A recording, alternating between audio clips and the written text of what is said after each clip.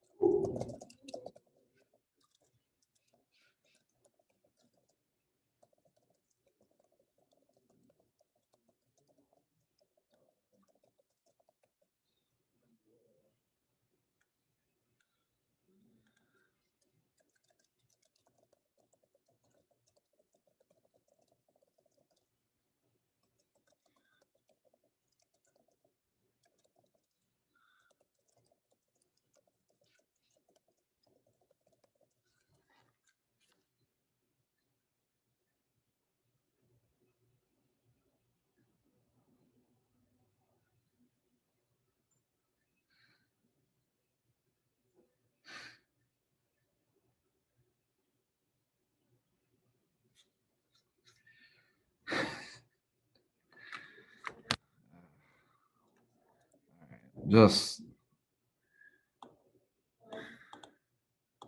I'm getting mixed messages from Mr. Brown.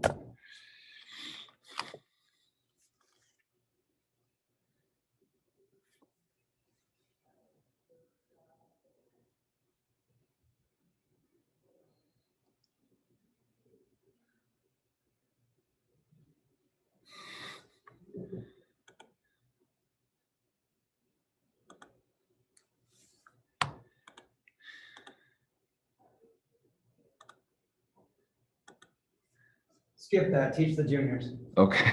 It doesn't really matter, I'm just trying to figure out. Well, and out of the 20, usually 18 of them are online anyways. Okay, who are the ones that are here? Who? I'll just tell them. Yeah. Object your offer. I'm here. All right.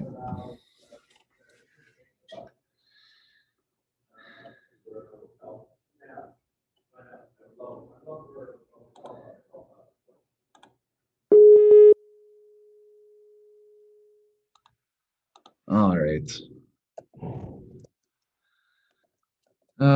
Just give me a second to get reset. I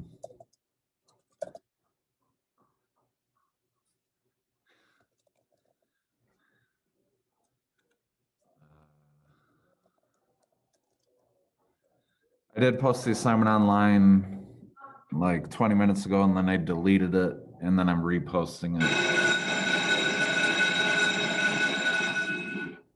There's a bit of mild chaos at school right now. It's not really chaotic, it's just the schedule got messed up because the freshmen and sophomores are taking longer than expected to do the first part of the ACT Aspire. So I'm going to repost the assignment here.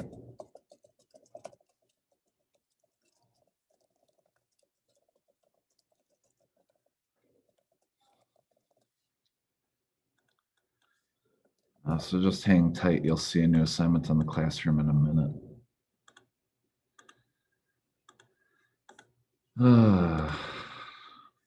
Hope everyone's doing okay today.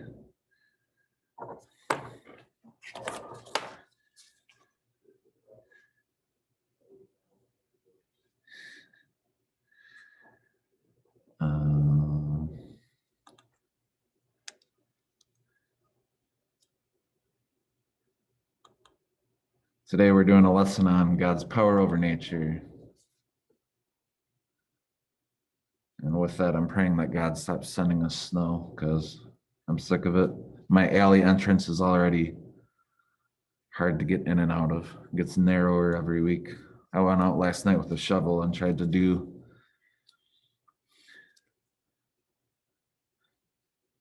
my whole alley a favor, and with a shovel I tried widening the opening to the alley. A lot of it was solid ice, but at least I got the slushy part away where you could drive over the ice without spinning new tires.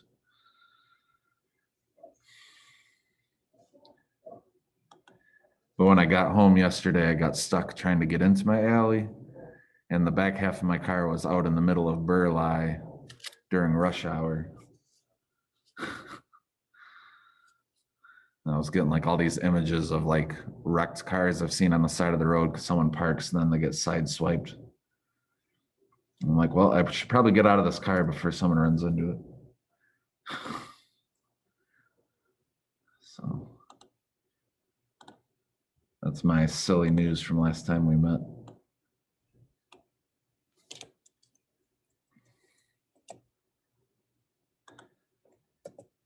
All right, so we're doing 217 power over nature.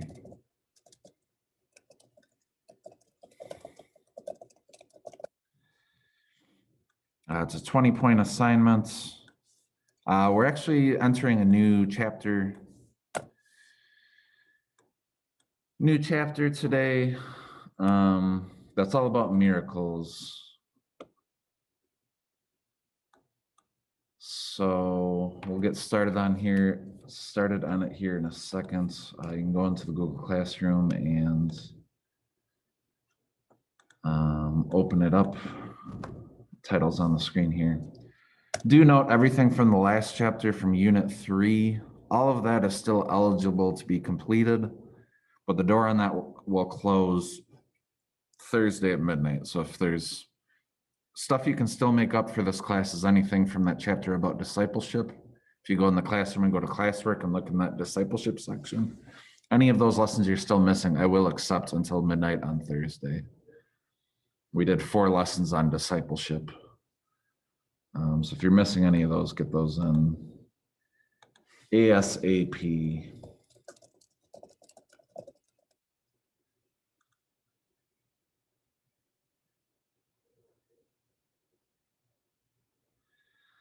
All right.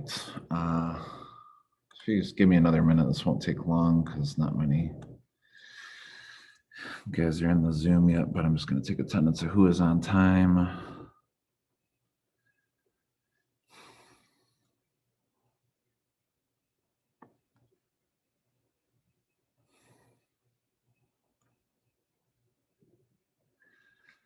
Let's see, Joe Wright, I got you down. Alex, I got you down. Kamari, I got you down. Marwan, Nick Flynn, Hargrove, I got you down. And Rakeem, I got you down.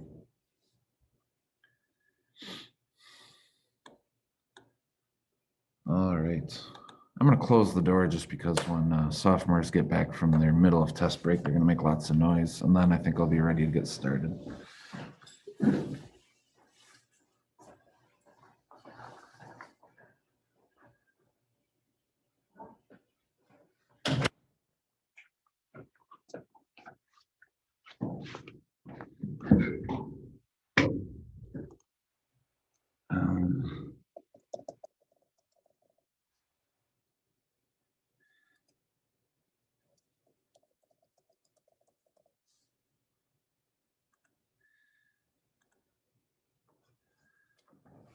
All right.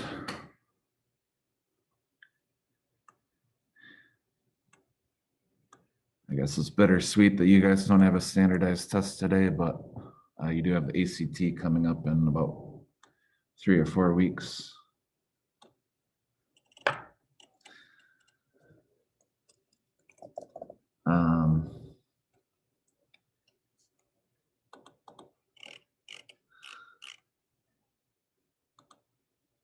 All right, we're just going to get started here.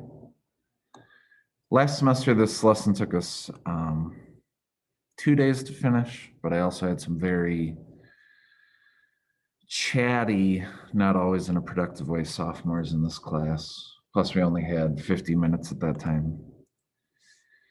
even though I just burned 6. Anyways, so this is the assignment you should have open. Our main objective today is asking the question, what did Jesus' miracles over nature lead us to do? So you can have this up on yours. This is a very text-heavy lesson, so I'm going to try to zoom in case you're looking on a smaller screen. I'm going to cast this to the board just in case I get any in-person juniors. I think they're keeping all the in-person juniors in one room right now. It's just weird days to be a teacher in general. But they have all the juniors who are in person in Brown's room with Mr. Billy. I don't know if any of them are going to be logging into the Zoom or coming to my classroom. But I have it up on the screen just in case. All right. So we're going to read a bunch of different miracles today and answer a few questions. If you went to a Christian grade school or went to Sunday school or go to church regularly, you've probably heard about each of these at least once. Jesus turning water into wine, which was actually Jesus's first miracle. Jesus feeding the 5,000. And Jesus calming the storm. And Jesus walking on water. Okay, so maybe this really will take us 2 classes. We'll see. If we don't get this done this hour, we'll just punt it to Friday. But we'll just see how far we go. I'll have the get the chat open here just in case anyone wants to weigh in on a thing. I'm literally in an empty classroom right now, which is why I took my mask off. All right, so let's just get into it. What do Jesus' miracles over nature lead us to do? The same week, Jesus chose his first 6 disciples, Peter, Andrew, James, John, Philip, and Nathanael. He attended a wedding with them. There in Cana, the disciples saw Jesus' first miracle. In a dramatic way, they learned that this man they had begun to follow was much more than a charismatic rabbi. A rabbi is basically what they call their pastors in the Jewish church. So you wouldn't call your pastor a pastor. You'd call him your rabbi. I got bored one day over the pandemic and actually went on. There's a Jewish synagogue on 52nd and Burleigh, 1 block from my house. And actually went on their website and just did a deep dive on like what they were all about. And their rabbi is like 90 years old. Their lead rabbi, super old dude. He's got like the long curly locks. I don't know that I've ever seen him in person. They usually walk home from church, or from the synagogue. But he's 90 years old and is apparently like super acclaimed for writing like modern Jewish music. It's like all the modern Jewish music is like written by this dude who is the rabbi on like 52nd and Burleigh. Anyways, all that just because I read the word rabbi. Maybe this lesson will take us 2 classes. So let's read the story of Jesus turning the water into wine. On the 3rd day, a wedding took place at Cana in Galilee. Jesus' mother was there, and Jesus and his disciples had also been invited to the wedding. Okay, so attendees of the wedding, Jesus' mom, Mary, and his disciples. So he's got a decent, you could maybe fill a whole round table at a wedding. If you've ever gone to a wedding with not a lot of people, maybe you get stuck with strangers. I don't know if that's how they did it back in Jesus' day, but he's rolling with a pretty big crew. When the wine was gone, Jesus' mother said to him, "They have no more wine." I don't know if she's complaining at this point or just like turning to Jesus like, "Hey, angel told me that you're the Son of God. Make it happen. To which Jesus replies, woman, why do you involve me? Like, what are you coming and telling me for? Jesus replied, my hour has not yet come. His mother said to the servants, do whatever he tells you. Keep in mind, Jesus had very recently gotten baptized. He very recently was tempted by the devil for 40 days. So this is like the start of his professional ministry. And his mom's like, hey, pull a miracle out of your butt. Get us some wine here. And Jesus is like, my time has not yet come. When he first says that, you're kind of like, whoa, Jesus, you're telling your mom, like, woman, it's not my time yet. But maybe he just meant like, don't rush me. I was about to do this 20 minutes from now. Like, just sit back and relax. I got this. And his mom is like, hey, do whatever this guy tells you. Nearby stood 6 stone water jars, the kind used by the Jews for ceremonial washing, each holding from 20 to 30 gallons. Jesus said to the servants, fill the jars with water. So they filled them to the brim. Then he told them, so there's a whole bunch of jars. Jesus says, fill them with water. Then he told them, now draw some out and take them to the master of the banquet. They did so, and the master of the banquet tasted the water that had been turned into wine. He did not realize where it had come from, though the servants who had drawn the water knew. Then he called the bridegroom and said, everyone brings out the choice wine first, and then the cheaper wine after the guests have had too much to drink. But you have saved the best till now. Okay, and if you learn this in grade school or in Sunday school, maybe they explain this to you, but basically what's happening here is maybe you've been to a wedding that has an open bar, which basically means the people hosting the wedding are paying for all the drinks and you don't have to pay the bartender. And maybe you have an uncle or a family member who always gets like way too drunk. Well, back in this day, sometimes these wedding ceremonies would go on for like days. And the master of the banquet is basically saying, or was it the master of the banquet who said this? The master of the banquet tasted the water.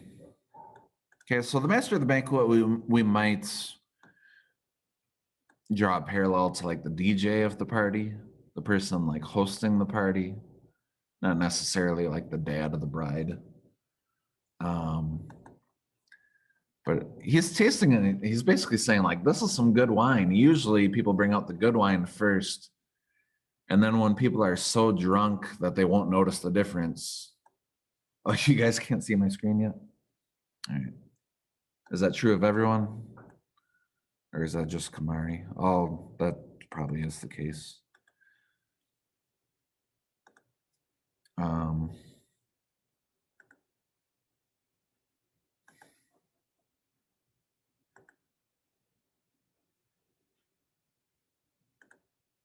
Was that okay? Kamari, can you see my screen now? I don't know if anyone else was having this problem. Oh, I guess Marwan. Okay, can we all see it now? All right. Yeah, if that ever happens, please speak up because I make that mistake once in a while. So thanks, Marwan and Kamari, for pointing that out.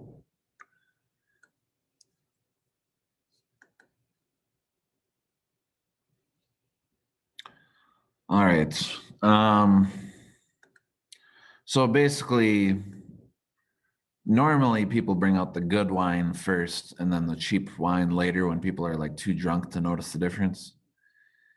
And the master of the banquet, kind of the guy we might consider like the DJ in today's terms, is like, oh man, you saved the best wine for last. So not only did Jesus turn water into wine, but he turned it into like prime wine, like the good stuff. I'm not a wine connoisseur, so I don't know. I probably wouldn't know the difference. It would probably all taste really bitter to me. So ending the reading, it says, what Jesus did here in Cana of Galilee was the first of the signs through which he revealed his glory, and his disciples believed in him. Okay, the very end here basically tells us one of the main reasons Jesus performed miracles is so that he could reveal his glory. You know, anyone could stand on the corner of 37th and Center with a piece of cardboard saying like, I am God, bow down to me. But you know, if someone came claiming to God and could actually perform miracles, you might be more likely to actually listen to what they have to say and not just think they're a crazy person. So one of the reasons he performed miracles is to demonstrate that he was God, which will be one of the main points of our lesson today. You'll see that through all the miracles. So let's answer some questions now that you can all see my screen. Letter A, and again, thanks to Marwan and Kamari for pointing that out.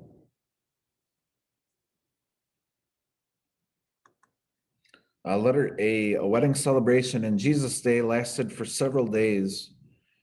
Running out of wine at such a celebration was not just embarrassing, but a major problem. What did Mary do when she assessed the situation?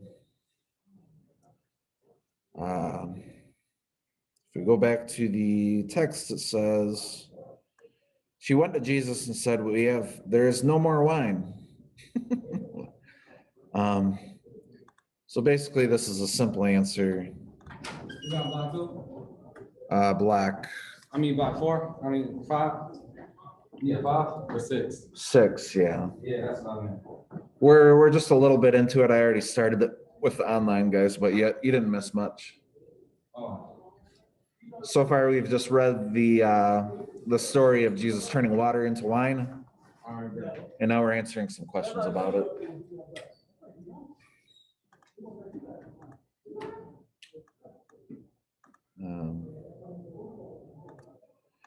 So we're on question A. So basically, Mary ran to Jesus for help. She knew she was the mother of God himself. And I don't think we don't know necessarily why they were invited to the wedding. Maybe in these days you invited like everyone in the town. But chances are they knew the people hosting the wedding and were embarrassed for their friends that they ran out of wine. And Jesus is like, hey, my son is God himself. Maybe he could do something. Just like when I run into trouble, I often pray about it, but I also run to my right-hand person. I often run to Mrs. Struess and ask her to problem solve with me.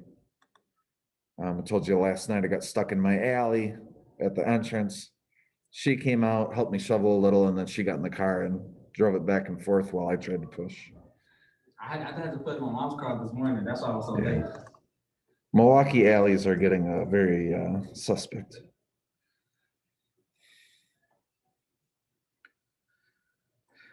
I almost want to walk 7 blocks to the Andiris Park neighborhood, which is a very white neighborhood, like 7 blocks from me, and see if their alleys are plowed. Curious. That's why they alleys be plowed. Letter B. Describe Jesus's miracle. Let's just keep it simple and describe it in simple terms. He turned water into fine wine.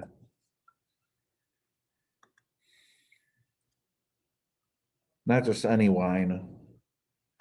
He turned it into the good stuff. He impressed the master of the banquet, he said. I know, Dollar Tree wine. They sell wine at the Dollar Tree? I don't know. Or like Walmart wine. Walmart wine. Walmart got good wine? I don't know. I don't drink alcohol. Letter C, this was only the second and third day the disciples had been with Jesus. They already believed in him as the promised Messiah. What purpose did this miracle serve for the disciples? And basically meant like in case where you put like Mary can count on Jesus for help, like they can count on Jesus for help too. Now they know that they can really count on Jesus for help too. Okay.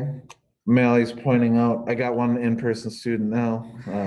Mally Perkins is in the room. Mally pointed out so the disciples could see that they could perhaps perform miracles too.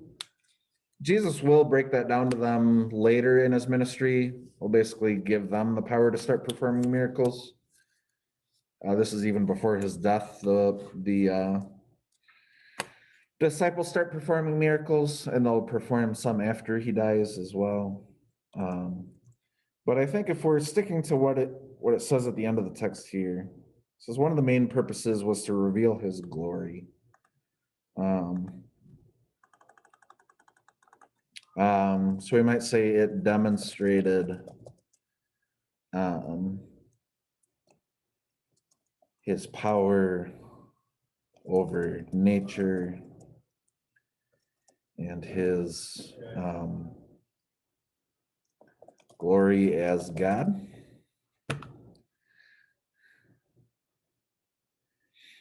You might not think of a jar of water, turning a jar of water into wine as having the power over nature. Maybe when we think of power over nature, we think about God's ability to send warm weather and take away warm weather, to send storms and take away storms. But this is all chemistry here. He's changing the chemical composition of water into the chemical composition of wine. So on a small scale, this is. Wine comes from nature. So. And wine comes from nature, yeah. And then the bolded question that comes right after, what does this lead us to do? This miracle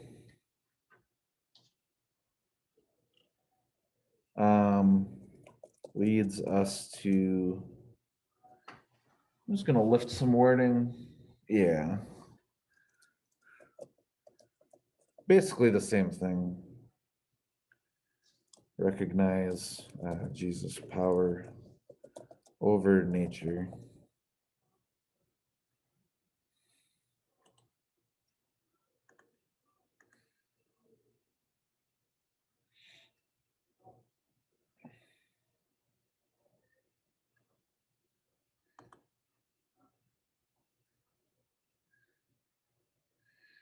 All right.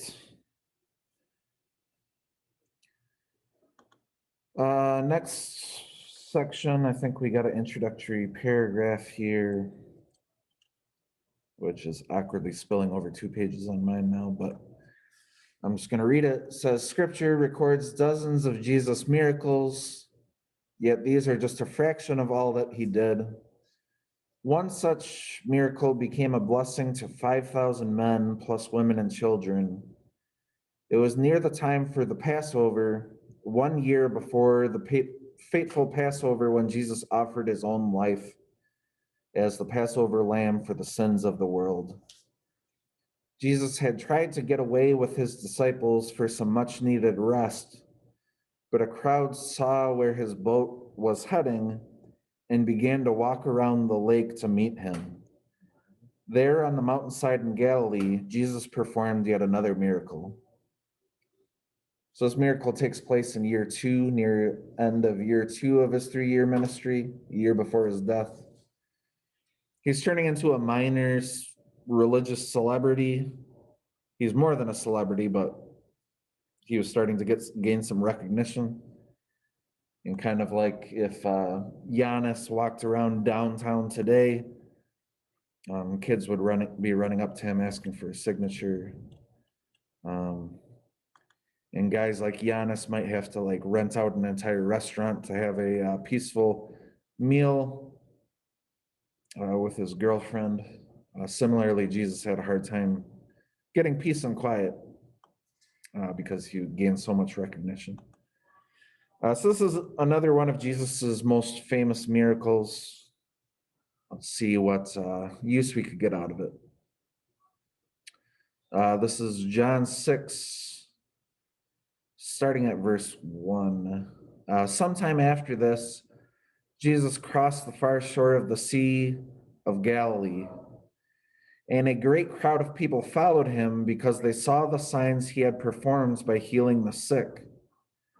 So some of these people had already seen Jesus perform some miracles and wanted to see what else he could do. Then Jesus went up on a mountainside and sat down with his disciples. The Jewish Passover was near. When Jesus looked up and saw a great crowd coming to him, he said to Philip, "Where shall we buy bread for these people to eat?" Okay, so he sees a large crowd coming. Maybe it's around dinner time. Philip is starting to panic, like, hey, these people look hungry. Where should we go to get food? Probably wasn't a Walmart nearby or a Pick and Save. He asked this only to test him. So basically, Philip, referring to Philip, it says Philip only asked him to test him, for he already had in mind what he was going to do. So Philip was so locked in with like what Jesus was able to do at this point, where he asked Jesus almost sarcastically, like, hey, where are we going to get all this bread? Wink, wink. Kind of expecting Jesus was going to pull off another miracle here.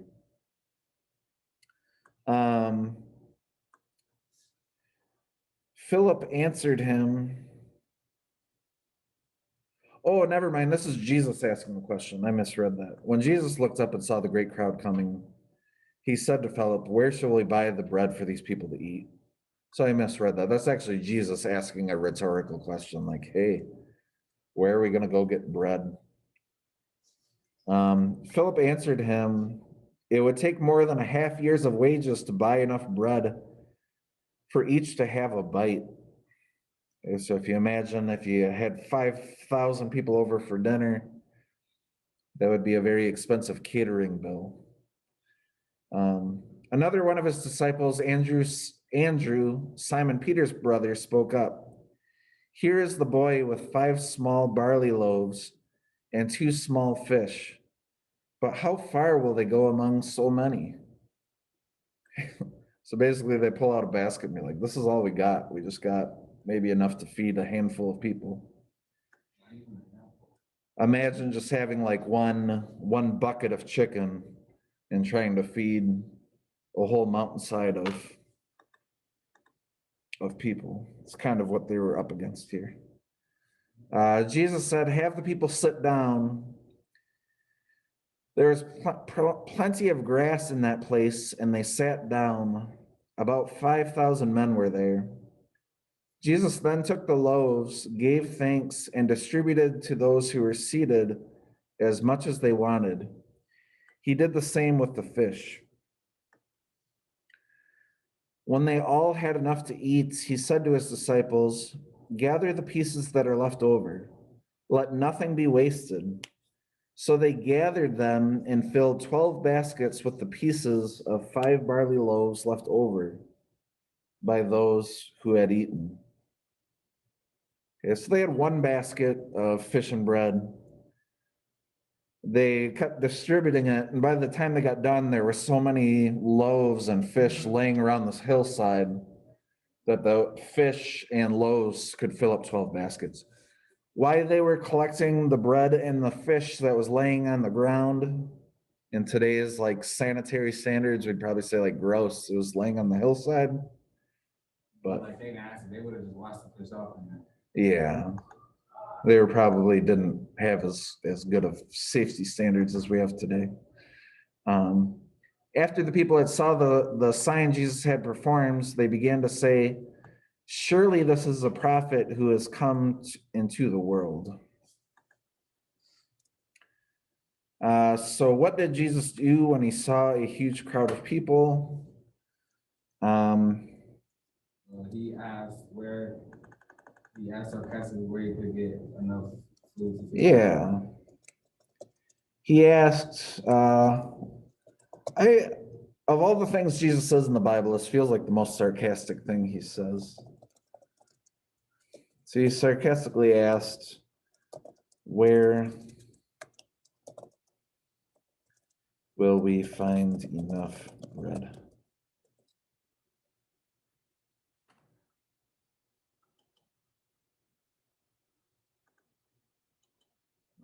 He sarcastically asked it, but the word asked twice.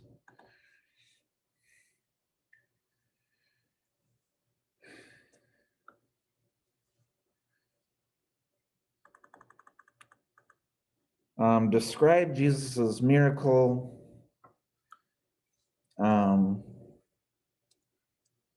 He had them basically take one basket of fish and bread and told them to go out and feed the 5,000 people. And then when they were done, there were 12 baskets full. So, you know, if you're watching this in real life, I always imagine like Jesus was kind of regenerating new fish and bread at the bottom of the basket. You can kind of think of any time you've eaten like a bucket of something, like a bucket of chicken, and you get towards the bottom and you start to see just the flakes. Well, maybe you're pulling it out and the bucket always seems like it's 80% full. You start to scratch your head like, I thought I just ate 10 pieces of. So Jesus fed 5,000 men, and I think there were women and children with them. So this might have been 10,000 people. Because if you read it closely, it just says 5,000 men.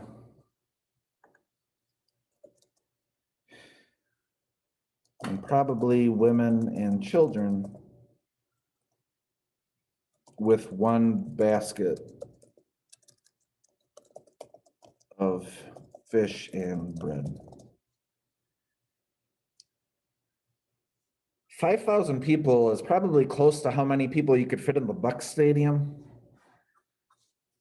So just imagine like walking around with the equivalence of like a bucket of chicken and trying to feed everyone in Fiserv Forum to the point where when you're done, you could fill up 12 buckets. You gotta be Jesus to do that. Which people would probably be kicked out of Fiserv Forum if they were just like leaving. You gotta be Jesus to do that. Yeah. But just to like think of the scale of the amount of people.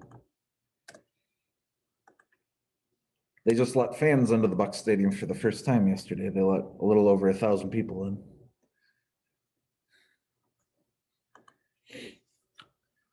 I'm gonna see if I can get tickets after I'm vaccinated.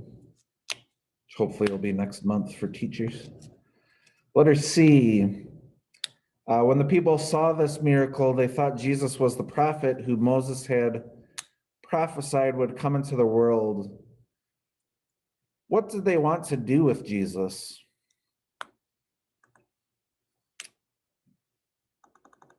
This is kind of a theme through the New Testament. Like when people saw like all the cool stuff Jesus could do, they just wanted to see him perform more miracles and be like, oh, if he could make us more bread today, he could feed us every day. We'll never have to farm again. We could live a life of luxury. We won't have to toil in the fields. So they basically wanted him to make them like a prosperous nation, a rich nation, a well-fed nation. Another way we could say that is they wanted to make him into a bread king.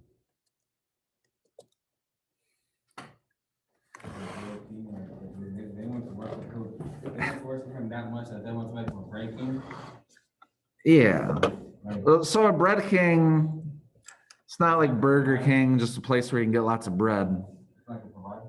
Yeah. Kind of like you might call the main person who makes money in your house a breadwinner. Basically. Or if they got a lot of money, they will. Yeah. Same idea. They saw Jesus perform this miracle, like, oh, if he can do that, let's see how else we can milk this. So some people not only saw that Jesus was a great prophet, maybe some recognized that he was God. They kind of were looking at it sometimes with greedy eyes and saying like, oh, what else could you do for us, Jesus? Letter D, Jesus could have done this, of course, but he didn't. Why not? Like, that's ranking. So he could have made Israel into like a superpower, made everyone rich, gave everyone a large house, made like Israel heaven on earth. Because one anybody to learn and make mistakes for themselves. Yeah. Because the stuff handed to you, you're not gonna be able to live life. You know what I'm saying? Like you're gonna be imagine if like you don't struggle and then when you get older and you gotta retire, then you ain't gonna know what to do with the money, you know what I'm saying? Like you're gonna struggle or Yeah. So if you didn't hear, Mally's making the point that if all Jesus did was like hand them stuff, they won't struggle. hand out stuff, dish out sweet miracles that made people's lives easy, he's making the point that that can make people like complacent and not know how to take care of themselves. That's probably true, and maybe that was part of his motivation. But also it wasn't his main goal.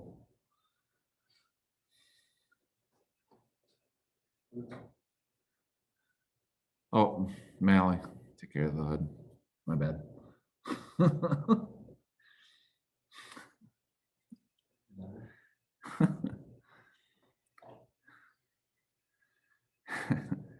Imagine being the one in-person student you get yelled at for a hood. That's all right. We'll survive. Jesus could have done this. Why didn't he? It wasn't his mission. Maybe we could say it wasn't his main mission to feed people physically. And I use the word physically there on purpose because his main goal was to heal people spiritually.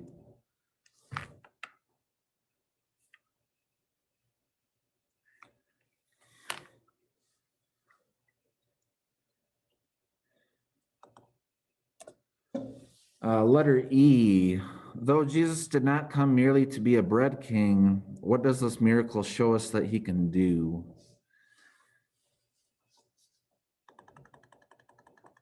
This is one of many places in scripture where Jesus shows that he can help provide for our basic needs.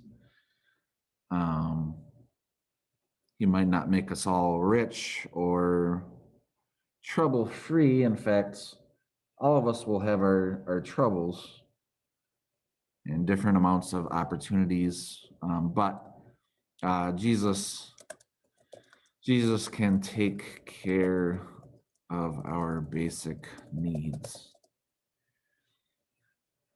No, he's not going to come to your house in an hour and make you lunch.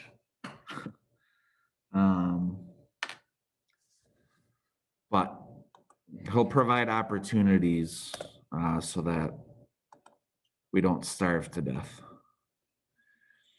What do Jesus' miracles over nature lead his disciples, including us, to do?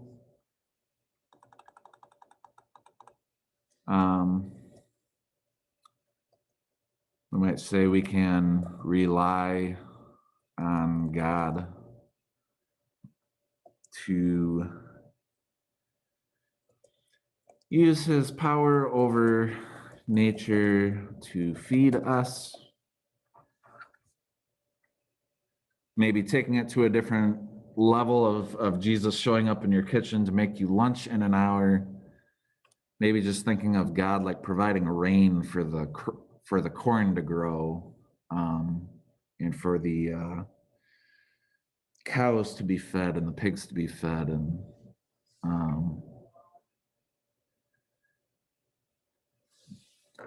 he has the power to make sure the farmers are straight too, with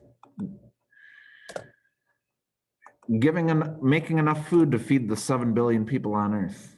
Some people predicted like we'd hit so many billion people on Earth and we wouldn't be able to feed them anymore. obviously they're incorrect.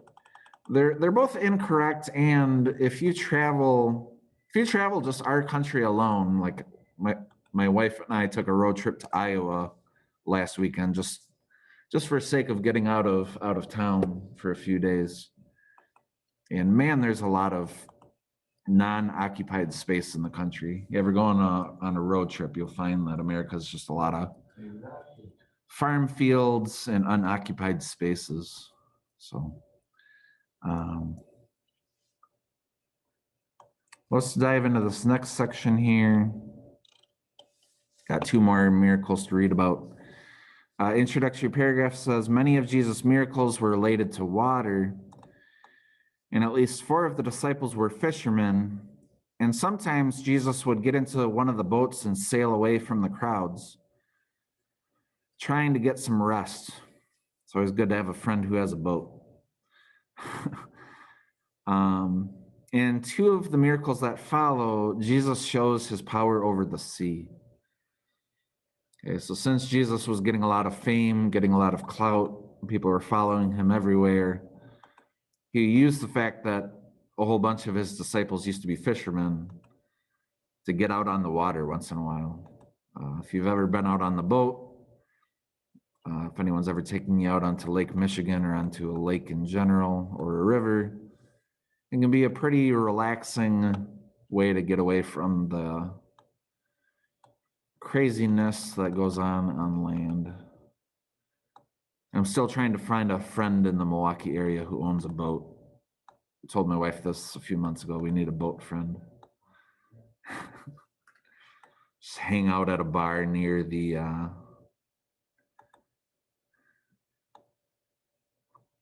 near one of the docks till we make a friend. I don't know. But I also mentioned earlier in the lesson I don't drink, so hanging out at bars is awkward for me. Standing there with a Sprite. Plus, it's not safe to go to bars right now. Anyways, so these next 2 miracles, both of them, Jesus is out on the boat with his disciples, sometimes just relaxing, and in both times, Jesus is going to need his power over nature to help fix some things. So this first one is Jesus calming the storm. That day when evening came, he said to his disciples, let us go to the other side. Leaving the crowd behind, they took him along, and just as he was in the boat, there were also other boats with him. A furious squall, it's not a word we use often, like a storm, a crazy storm on the sea. Imagine big waves. A furious squall came up, and the waves broke over the boat so that it was nearly swamped. Jesus was in the stern, sleeping on a cushion. The disciples woke him and said to him, Teacher, don't you care if we drown? He got up, rebuked the wind, and said to the waves, Quiet, be still. Then the wind died down, and it was completely calm. He said to his disciples, Why are you so afraid? Do you still have no faith? They were terrified and asked each other, Who is this? Even the wind and the waves obey him. This miracle is kind of funny to me, mainly because Didn't this just happen after Brothers fed 5,000 people? It's like, that? Does it come right after? So our previous reading was from John 6. This is from Mark 4. I'm not sure if it comes exactly after. I mean, well, even if I don't know exactly after, it's still like y'all seen Jesus feed 5,000. Yeah. I don't know off the top of my head how many miracles they had seen at this point. But the part of this that kind of makes me laugh is after it talks about how drastic the storm was getting. Just points out, and meanwhile, Jesus is sleeping on a cushion. So he's sleeping like a baby, even though the boat is almost being washed over with waves. And maybe the disciples were getting pretty pissed at this point. Like, teacher, don't you care if we're going to drown? You just going to lay there? I'll be getting mad at him. And then he got up and said, "Quiet, be still," and suddenly peace. And the disciples were in basically disbelief, like, Jesus got it. yeah. Letter A. Storms that came up suddenly on the Sea of Galilee were common, but this storm was so severe it terrified the disciples, and there lay Jesus asleep. Then the disciples shouted, "Teacher, don't you care if we drown?" Describe Jesus's miracle.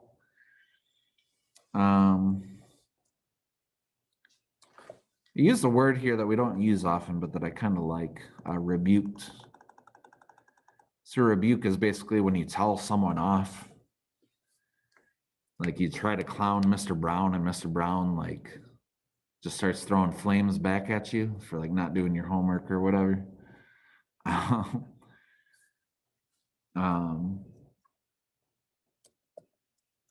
Say he rebuked, my autocomplete wants to say the disciples. He actually rebuked the waves. Or he rebuked the wind, it says, and said to the waves, "Quiet, be still." I'm trying to use correct punctuation here.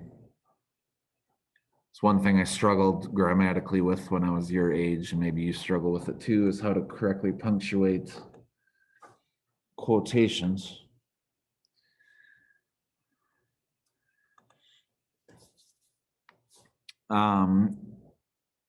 And then after he said that, it says, then the wind died down and was completely calm. So we can maybe say this calmed the storm.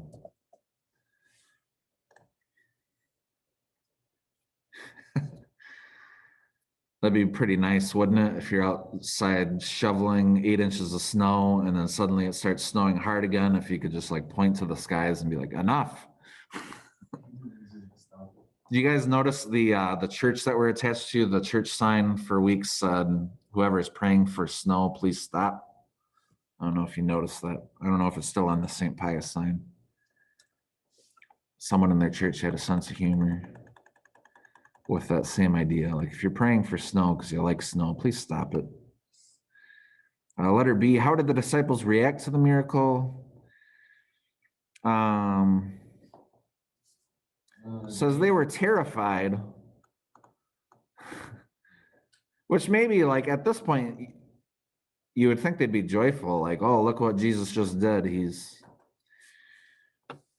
all powerful. What they said after that. Yeah. They said they were terrified. They said, "Who is this man even the wind and the waves?" Yeah. So maybe it'd be like, say you're friends with someone who has skills, but then they do something that just floors you and like, can you believe this guy? Like, is this the same guy we knew like for the last 3 years? So we might say they were shocked and amazed.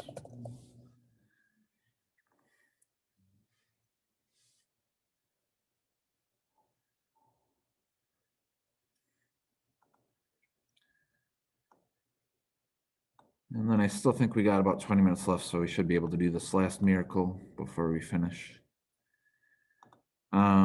This one doesn't have an intro. This is just another one of his like miracles on a boat, one of his boat miracles.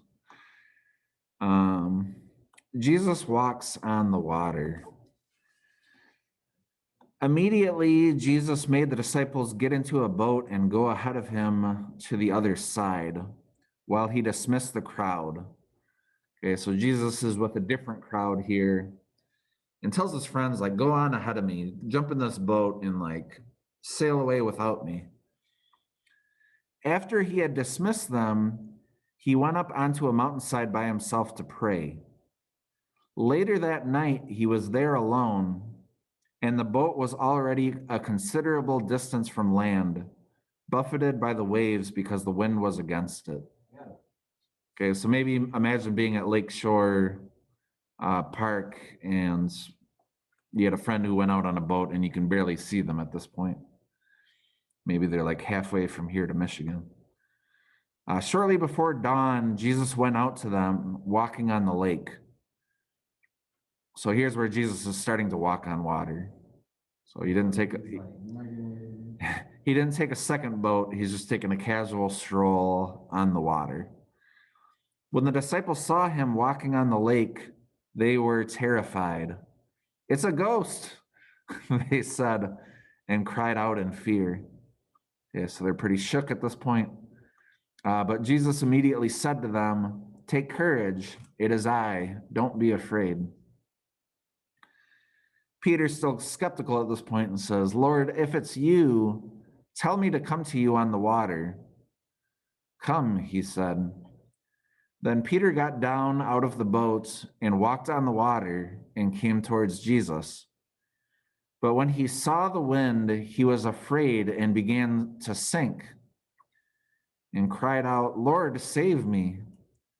Immediately, Jesus reached out his hand and caught him. "You of little faith," he said, "why did you doubt?" And then he climbed into the boat and the wind died down. In what three ways did Jesus show his power over the water?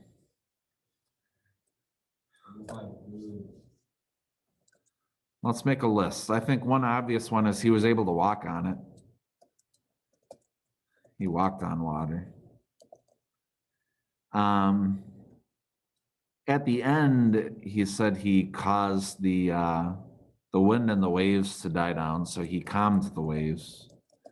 I'm struggling. He calmed the waves and he was able to make people walk on water along with him. Yeah, maybe that's the third one that I'm not seeing. Maybe the third one. I don't have my teacher guide in front of me. So maybe just the fact that he allowed Peter. Peter was allowed to walk on water too. Just as a grammar tip, whenever you end a sentence with the word "to," which basically means as well, always end it with a comma and then "to" with two O's.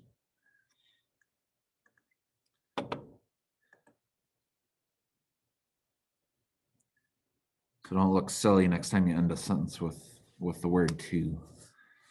Use a comma and two O's. Little grammar lesson in the middle of religion class today. Talking about quotation marks. Brown did not put me up to this. He did not say, like, teach these two skills in your... Letter D, the disciples had seen many miracles by now.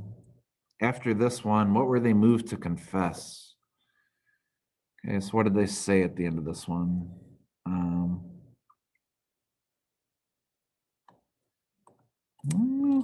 Was there extra we were supposed to read? I'm going to jump into Matthew 14 and see if the disciples had any reaction right after this. Because the question makes it claim like, I mean, they were terrified. I just want to see after verse 32, do we get any bonus reaction from the disciples?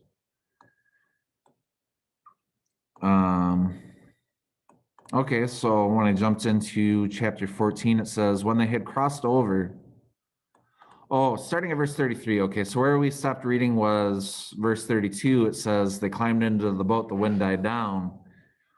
What wasn't copied and pasted into our lesson was the end of the chapter, which says, then those who were in the boat worshiped him, saying, truly you are the Son of God.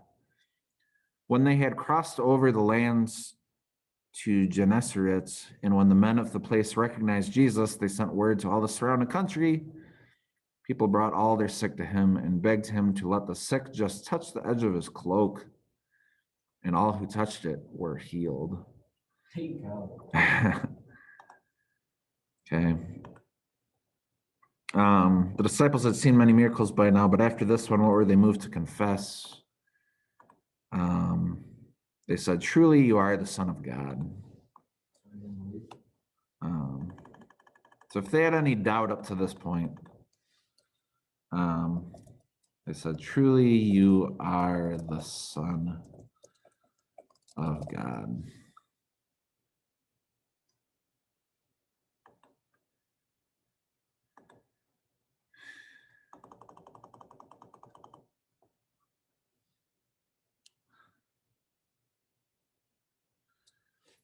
So what do Jesus' miracles over nature lead his disciples, including us, to do?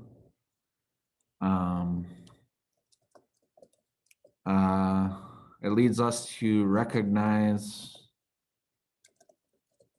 he is God and to worship him.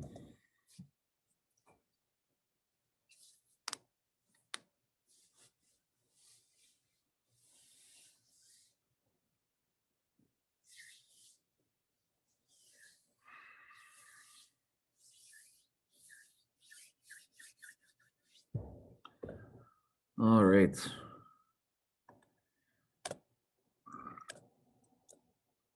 And what do Jesus's miracles over nature lead us to do? This is kind of a summary question and our last question.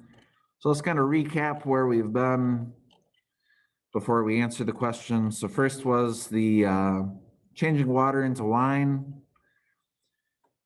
And we said this miracle leads us to recognize Jesus's power over nature. Then we read about him feeding the 5,000 and said, this led us to realize we can rely on God to use his power over nature to feed us. Maybe this one not only leads us to recognize that he is God and to worship him, but that he could help us in a time of trouble. So let's try to wrap all of that into one burrito. Like the guy at the end of the Chipotle line. Which is the hardest job at Chipotle, the guy who has to wrap the 15 things he said to put in the burrito. I'll be saying some good. I'm just nuts. Yeah. Until like you go to the wrong Chipotle and the person tries to wrap your burrito and like the beans and the sour cream is just going everywhere. And then they have to like put a second tortilla around it. Then it's like super thick. Sorry. I said burritos and it's around lunchtime. It's probably not the right word to use while we're all hungry. So Jesus, possessive, using an apostrophe there. Miracles lead us to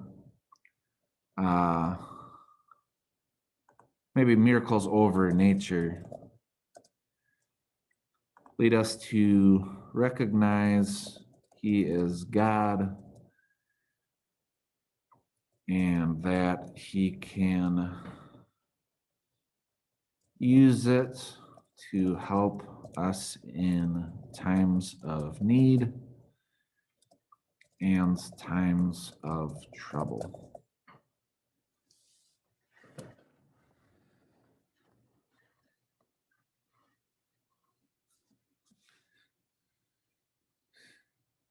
I don't know if when I finally got unstuck from the entrance of my alley yesterday, if I had angels helping me push that car.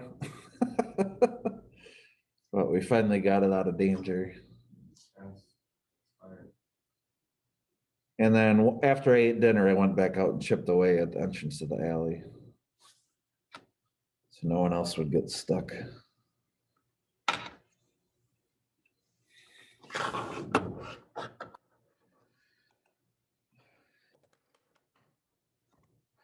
That's the end of our lesson. If you have that, you can turn it in.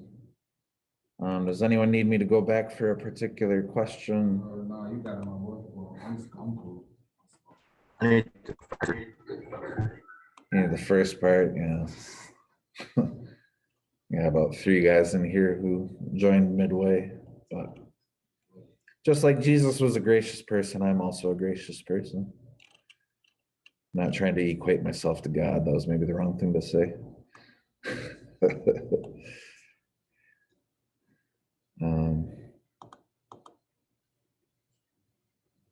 Can you go back to the last question? The last question,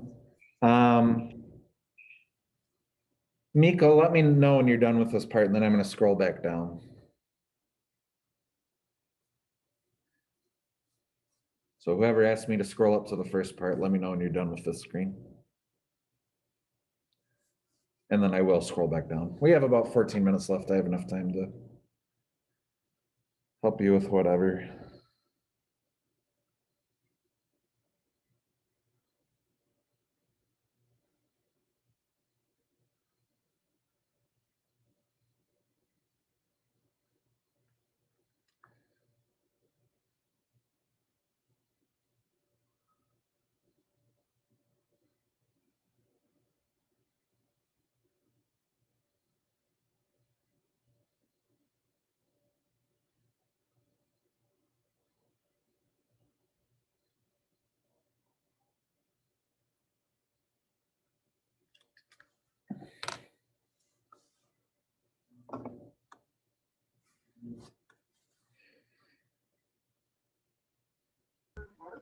All right, I did.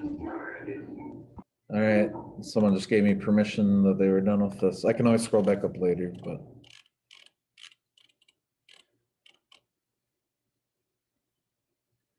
That was kind of a long answer. I don't doubt that you had trouble typing that all in before I scrolled up. If you joined us late, also know that this is the last lesson before our Friday freeze coming up Thursday at midnight. So the lessons that are eligible for you to finish or redo are anything from that disciple unit. So if you open up Life of Christ and click on the classwork tab, any of the 4 lessons we did on disciples, going all the way back to February 3rd, I believe. February 3rd until now are all the lessons that I'll still grade for this class. So if you have anything marked missing for this class from February 3rd till today, make sure you get those done between now and Thursday at midnight. Otherwise, you're going to get a few more zeros, and digging out of that hole is going to be that much Hey, harder. Struce. What's up? I ain't trying to be funny enough, but like, can I still do that test?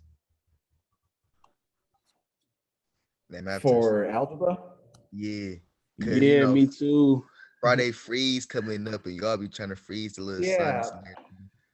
Man, I've had that open for like a week now. What are you I waiting know for? I was busy, like, you know what I'm saying? I couldn't get to it. You feel me? We got life. Well, We got life. We I got just closed stuff it to this worry morning about. because I just closed it this morning because I was about to upload a video recapping the test and then putting up a retake test. I'll reopen it right now, and then I'll wait till you take it before I post that video. Just give me a minute. He's asking me about algebra. Please take it today, like before the end of the school day. You said what? Can you take it before the end of the school day today? Yeah. All right, I'm reopening it right now. This is your last chance to take it.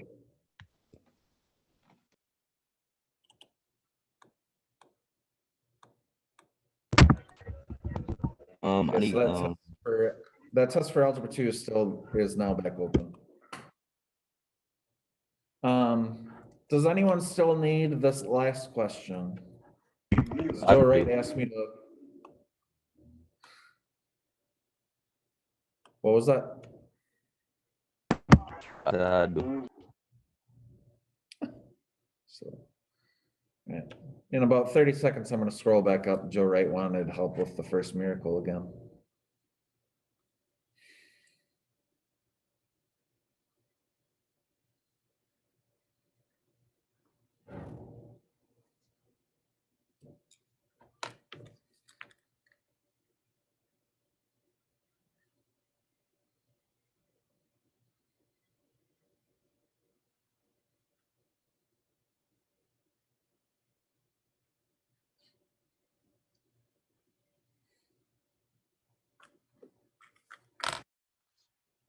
All right, I think that's been about 30 seconds.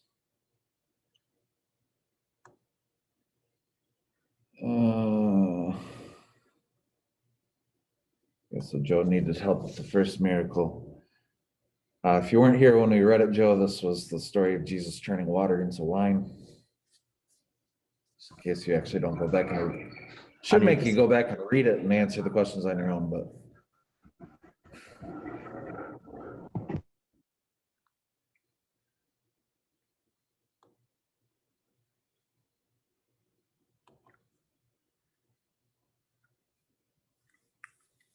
I only need C, D, and E for the next one.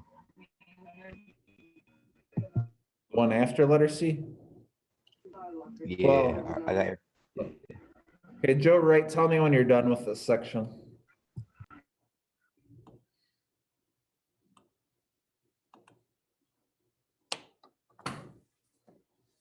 Yeah, show up on time. I bet Omarion is done. I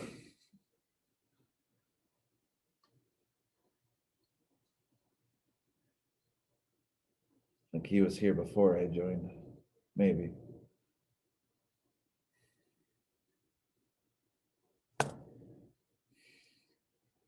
Joe Wright, are we done? You can put it in the chat or unmute yourself. Can't see your face right now.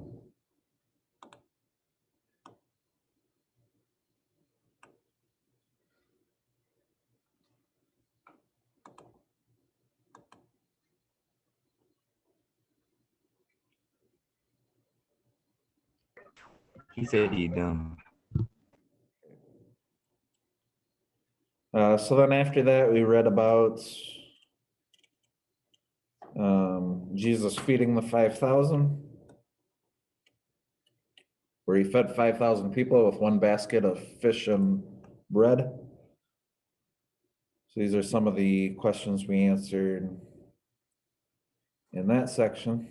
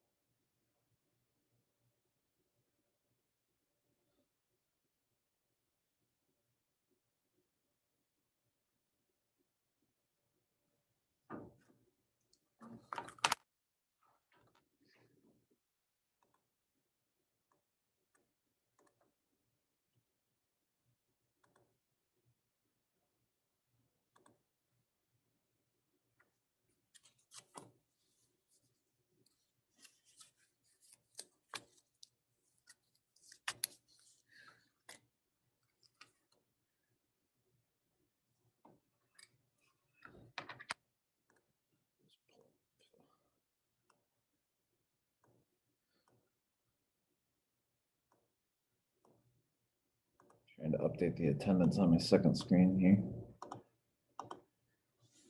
Let's see who showed up since.